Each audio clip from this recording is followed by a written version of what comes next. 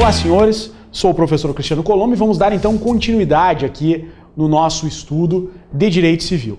Vejam que um ponto importante que para o edital de vocês e principalmente para a prova, para responder em prova, é a clássica diferença das benfeitorias. Lembre-se, benfeitorias necessárias, úteis e voluptuárias. Benfeitorias necessárias aquelas para conservação. Benfeitorias úteis para melhorar o uso do bem e voluptuárias para o lazer e para o embelezamento, enfim. Né? O que é importante salientar aqui é que, relacionando as benfeitorias necessárias, úteis e voluptuárias com a boa-fé, isso é muito importante aqui, sabemos nós que quem está de boa-fé tem direito amplo a toda e qualquer indenização. As benfeitorias necessárias, úteis e voluptuárias. Sendo que, um detalhe importante, quanto às necessárias e às úteis, a pessoa que está de boa-fé pode reter, né? Proceder aqui embargos de retenção, ou seja, reter essas benfeitorias enquanto não for indenizado. E, em relação às voluptuárias, atenção, ele não tem o direito de retê-las. O que ele tem? O direito de levantá-las. Esse é um detalhe muito importante em matéria de benfeitorias. Passando um pouquinho adiante, bens públicos. Eu não poderia deixar de falar um pouco mais aqui para você sobre bens públicos. Os bens públicos são de uso comum, de uso especial, certo? Uso comum, uso especial e dominial ou dominical. Não esquece disso. Quando a gente fala de bens de uso comum, lembre da água, do ar, das praças, né? Isto, mar, né? Mar, bens de uso comum. Aliás, o código, inclusive, ele registra isso. São bens de uso comum do povo, rios, mares, né? Água, né? Estradas, ruas e praças, bens de uso comum do povo. Gente, estes bens não podem ser objeto de uso capião e não podem ser alienados. 2. De uso especial. Pensem, escolas públicas, secretarias, prédio da prefeitura, tudo isso que tem uma destinação é considerado bem de uso especial. Não pode usucapi e não pode vender. E 3, os dominicais, né, que constituem patrimônio de pessoa jurídica de direito público, né, mas não tem uma destinação. Então, por exemplo, um terreno baldio, um ginásio fechado que não é mais utilizado do município, este é um bem dominial dominical. O que é importante você verificar aqui? Bens públicos são inusucapíveis. Aqui, gente, guardem esse ponto aqui. Olha só, bem de uso comum, bem de uso especial e bem dominial dominical não são objetos de uso capião. Guarde isso. Agora, os bens dominiais ou dominicais podem ser alienados. Por quê? Bens de uso especial e bens de uso comum não podem ser alienados. Bens de uso especial e bens de uso comum são inalienáveis. Perfeito? É isso que gostaria de dizer para vocês. Isso é muito importante. Eu me lembro assim de uma questão, uma pessoa estava sentada numa praça, diante do prédio da prefeitura, tendo à sua direita um terreno baldio. Prédio, vejam pela ordem, né? Sentado na praça. O que a praça é? Bem de uso comum do povo. O que é o prédio da prefeitura? Bem de uso especial. E o que é um terreno baldio da prefeitura? Bem dominial ou dominical. Muita atenção quanto a isso, né? Isto é fundamental, né, no nosso estudo. Além disso, nós temos aqui os defeitos do negócio jurídico. Gostaria de fazer uma referência para vocês quanto a isso, para você não errar na prova. Olha lá. Cuidado. O que pode ser anulado? Anulabilidade. Vamos lá. Anulabilidade.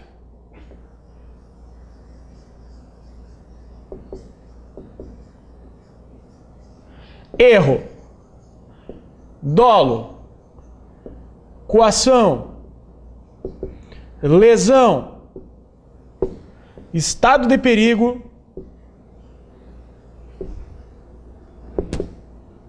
E fraude contra credores.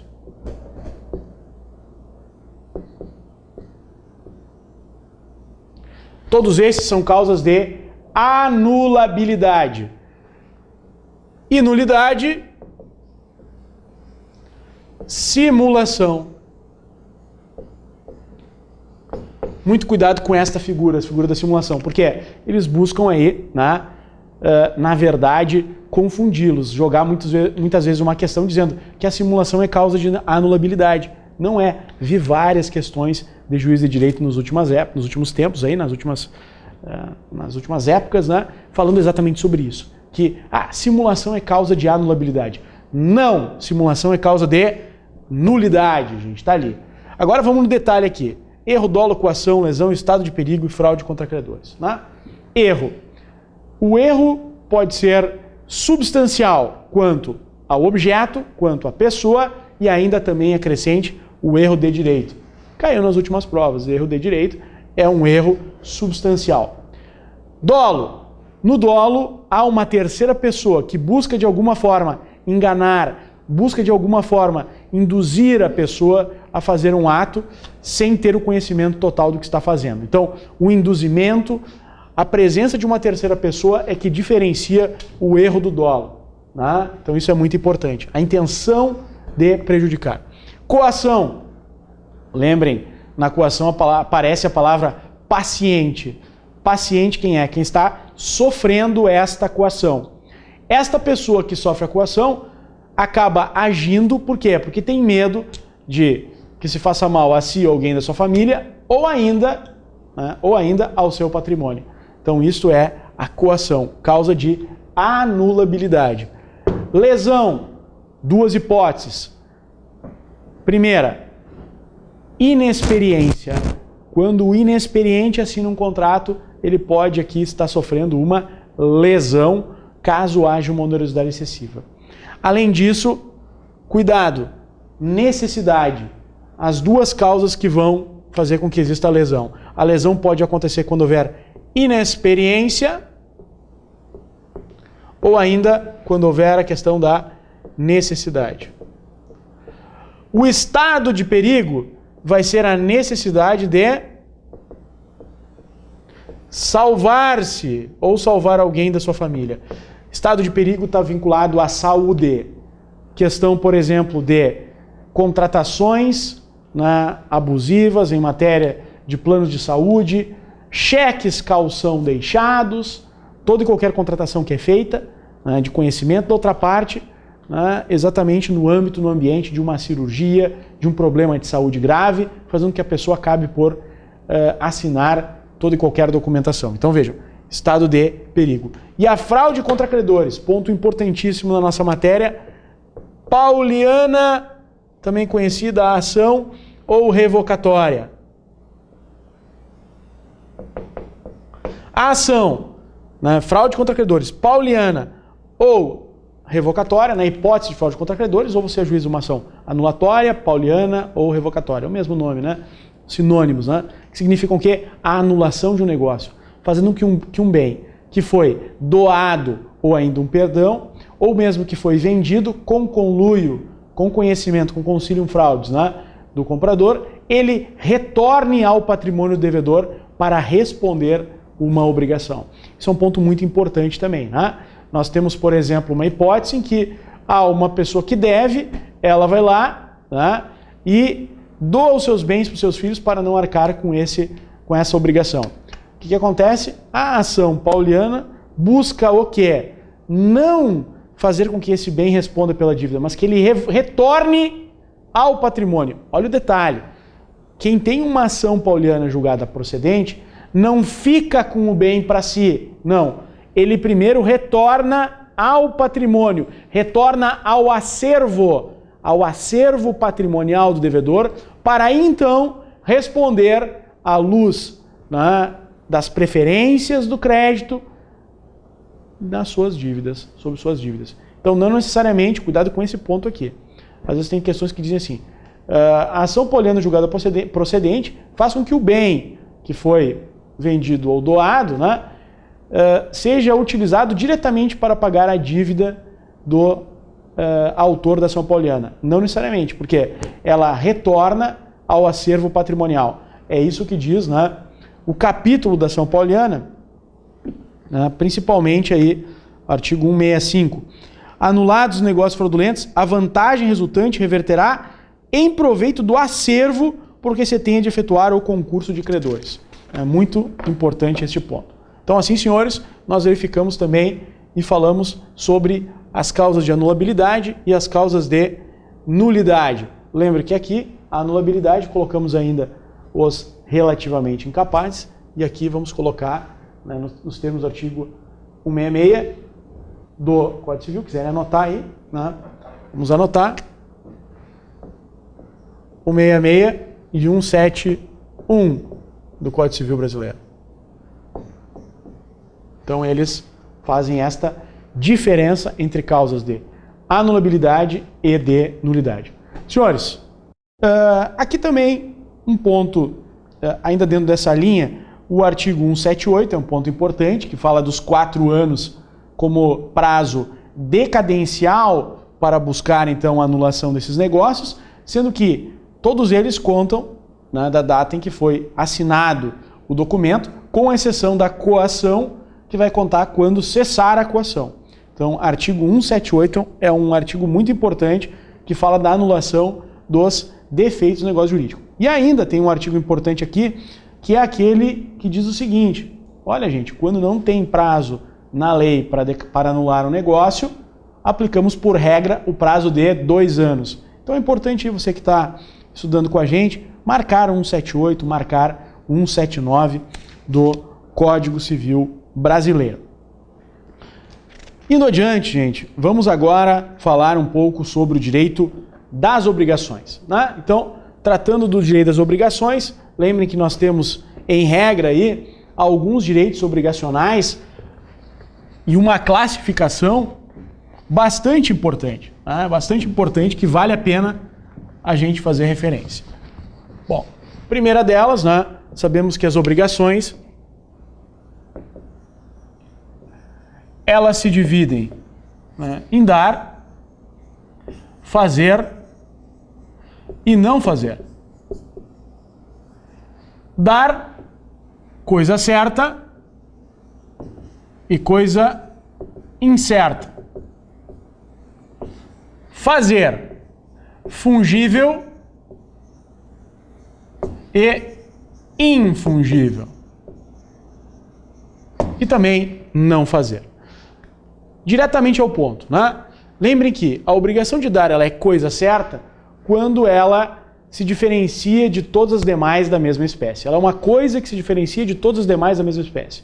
Um carro emplacado, uma obra de arte determinada, né? É como se ela fosse assim, uma peça única em relação às outras.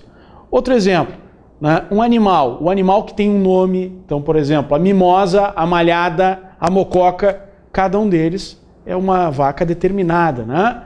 Então, se ela é uma vaca devidamente identificada, que se diferencia das demais do seu rebanho, o que nós temos aí? Uma coisa certa. Agora, coisa incerta. Arroz, esses produtos, produções agrícolas, assim, arroz, cereais, são coisas incertas. Me traz 1 quilo de arroz. Você pode buscar em qualquer lugar este quilo de arroz, certo? Então é uma coisa incerta. Se eu disser também assim, 10 cavalos, né, puro sangue inglês, também é uma coisa incerta, porque eu posso em qualquer lugar buscar, né, em qualquer criador que tenha 10 cavalos puro sangue inglês. Diferente se eu comprar, por exemplo, o ligeiro, né, o cavalo ligeiro, filho do veloz, neto do rápido, bom, aí ele é uma coisa certa e entra aqui, né?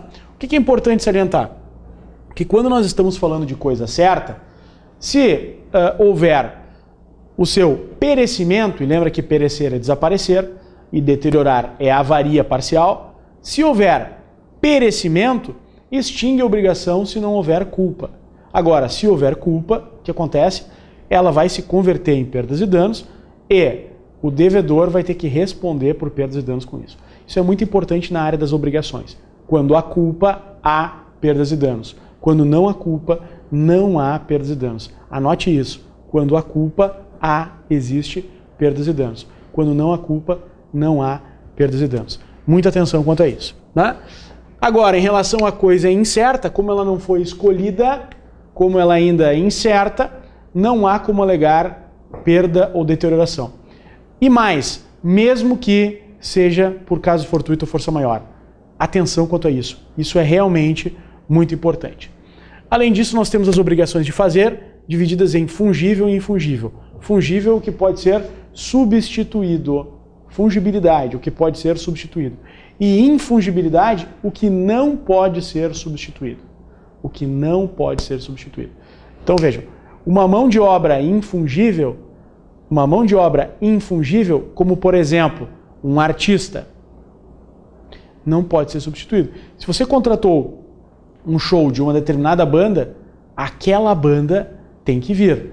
Não tem como mandar outra. Né? Você foi uma banda famosa, pensa numa banda famosa, num cantor famoso, é aquela banda. Então, a obrigação de fazer infungível é aquela que somente pode ser feita por aquela pessoa. Claro, ou em razão da sua boa fama, ou em razão de sua habilidade especial, ou ainda em razão de contrato. Você pode, por exemplo, estabelecer que aquele médico vai realizar a cirurgia, você não aceita outro. Isso é uma obrigação de fazer infungível. E nós temos também as obrigações de fazer fungíveis. Né? Então, infungível, vamos anotar aqui para você também anotar no seu esquema, pode ser... Vamos anotar aqui. Fungível pode ser substituído. Não pode ser substituído. Ou seja, se a obrigação de fazer for fungível, significa que a tradução, o sinônimo de fungível é substituível. Né? Então, se eu contratei alguém, por exemplo, para fazer um muro, ele não faz o muro, o que eu vou fazer? Eu posso contratar outra pessoa para executar o serviço e cobrar desse primeiro inadimplente, que não fez, o valor do muro. Então, isso é muito importante. Então, obrigação de fazer fungível, pode ser substituído. Agora, se a obrigação de fazer for infungível, não pode ser substituído. Então, por exemplo, aqui entra o artista, o médico, o próprio advogado que é contratado para uma ação e somente ele pode realizar aquelas atividades com vedação ao subestabelecimento, entra exatamente aqui, no infungível. E a obrigação de não fazer, ela tem a ver diretamente com a abstenção de um ato. Né? Os bons exemplos aqui, a obrigação de dar, lembra da compra e venda. A obrigação de fazer, lembra do contrato de prestação de serviço. Né? E a obrigação de não fazer, lembra de uma abstenção. Por exemplo, quando um contratante se obriga a não revelar o segredo industrial. É uma obrigação de não fazer. Né? Lembre que o descumprimento com culpa gera perdas e danos. Agora, se não houver culpa, não há perdas e danos. Por exemplo, eu me obriguei a não divulgar, né, uma informação. Perfeito? Me obriguei a não divulgar uma informação. Se eu divulgo intencionalmente, com dolo ou com culpa, que culpa lato sensu, né, eu respondo por perdas e danos. Agora, né, por outro lado, imagine a seguinte situação. Um fotógrafo, né, que também se obrigou a não entregar os arquivos eletrônicos das fotografias realizadas para ninguém, recebe uma ordem judicial. Bom, ele vai ter que entregar. E se ele entrega, e é por uma ordem judicial, ele não responde por perdas e danos. Por quê? Porque, na verdade, nesse caso, é uma ordem judicial e ele tem a obrigação de cumprir. Então vejam, obrigação de dar, fazer e não fazer. Outro ponto importante aqui da matéria é a denominada obrigação solidária. Né? A obrigação solidária, ela se divide, as obrigações quando solidárias, elas se dividem em solidariedade ativa, quando há pluralidade de credores, ou passiva, quando há pluralidade de devedores. Né? Um exemplo bem importante aqui, imagina C tem 90 mil para receber, né? C tem 90 mil reais para receber e tem o D1, o D2 e o D3. Todos credores, todos devedores solidários. Todos eles são devedores. D1, D2 e D3, devedores solidários, né, deste credor único do C. O que acontece? O C pode cobrar tudo do D1. Né? Então o D1 paga tudo e aí o que ele faz? Ele cobra 30 mil do D2 e 30 mil do D3. Perfeito? Então ele tem como credor 90 mil para receber, ele vai cobrar tudo do D1, o D1 paga e tem o direito ao reembolso contra D2 e D3, de 30 e 30 mil. Agora, lembrem de uma regra bem interessante no direito obrigacional. E se, vejamos a situação número 1, né? Situação 2, este mesmo C, que tem 90 mil para receber, cobra tudo do D1, o D1 paga os 90 mil. Só que o D3 é insolvente. O D3, então, né? Insolvente. O que vai acontecer? O D1 paga os 90 mil, como o D3 está insolvente, divide-se a cota com o D2 que está solvente. Então, D1 fica com 45 mil, que é os 30 dele mais os 15 mil da cota do D3, e o D2 também, 45 mil. 30 mil que ele tem que assumir e 15 mil que é da cota, né, do D3. Senhores, então, uma breve, né, rápida e bastante pontual diferença aqui e análise entre as modalidades das obrigações, falando de um ponto bem importante aqui, que é a obrigação solidária.